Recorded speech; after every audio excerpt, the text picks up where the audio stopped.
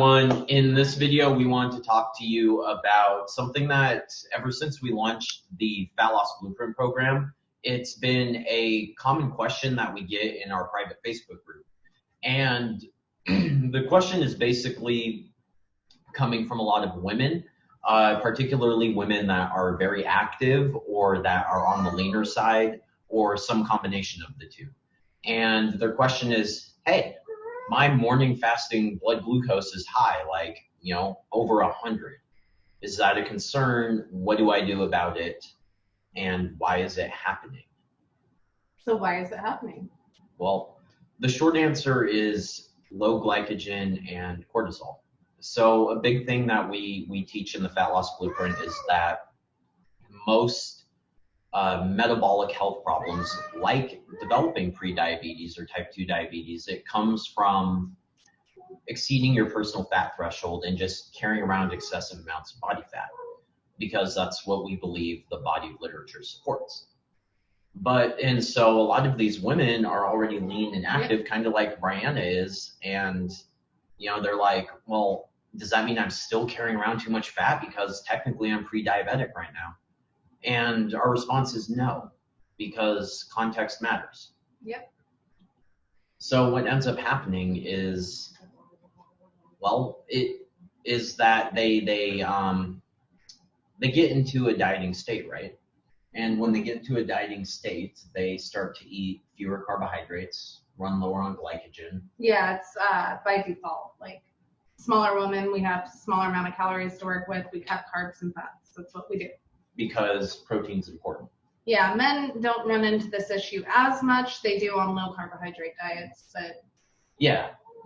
And that's really the big player is low carb. It's just that you see it happen in women more frequently and more easily because they have smaller livers. They store less liver glycogen, which means that they're going to be more susceptible to low carbohydrate diets. Yep. And the issue is basically this. When you go to sleep overnight, you are going to be low in glycogen, and particularly liver glycogen. And so when you wake up, and so your body's going to be in a more stressed state. And so when you wake up in the morning, your awakening cortisol response is going to be more pronounced because it's going to say, okay, we basically need to facilitate gluconeogenesis in the liver because we don't have any glycogen to break down and supply anymore. And so we need to get our amino acids, our glycerol, and other substrates in there so that we can make more glucose for the body because we're running low. And that's going to artificially elevate your morning fasting blood glucose.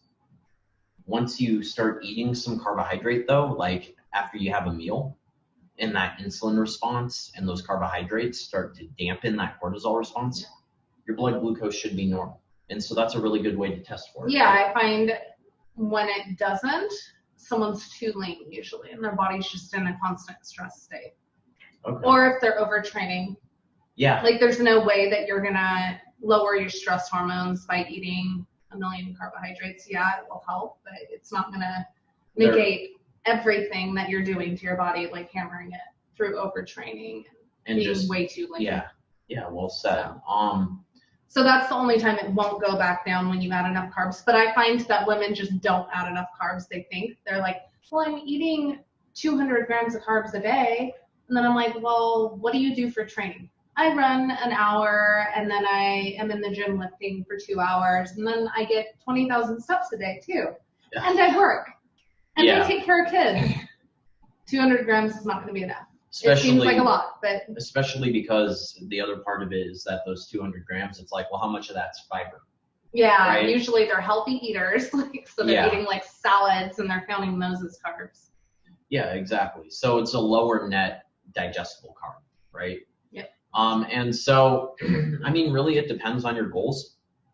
The point we want to make is that you can be pre-diabetic, quote unquote, in the morning.